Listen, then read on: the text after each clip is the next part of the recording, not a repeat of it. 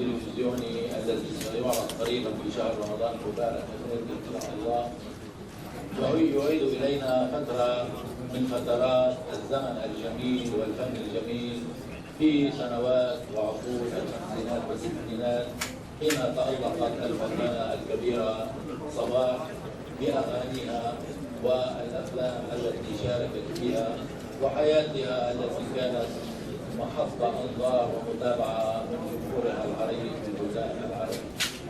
إنني في هذه المناسبة أحيي جميع الذين شاركوا في إعداد هذا العمل الفني، من الفنانات والفنانين، من المنتج إلى المخرج إلى كافة العاملين الفنيين الذين عملوا فعلا في ظروف صعبة.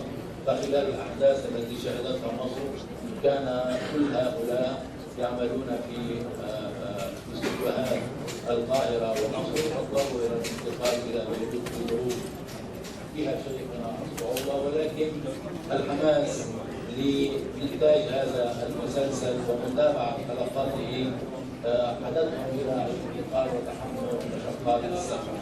إنني أحيي جميع هؤلاء وأنتظر أن يحوز هذا المسلسل الذي يعرض على قنوات شهيرة منها الحياة ومنها المستقبل أن يحوز على إعجاب الجمهور وأن يعيدنا إلى الزمن الجميل كما ذكرت قبل قليل.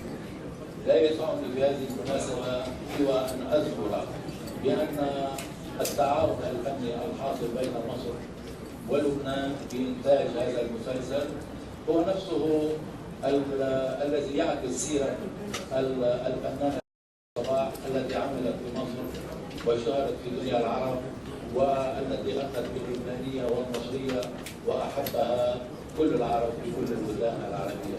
هذا المسلسل إذن يذكرنا بزمن التعاون الفني المستمر بين القطرين الشقيقين، ونريد لهذا المسلسل أن يكون فاتحة أيضا لمزيد من التعاون الفني ولمزيد من ازدهار الفنانين العرب في لبنان ومصر وسوريا وكل البلدان العربية. وشكرا لكم.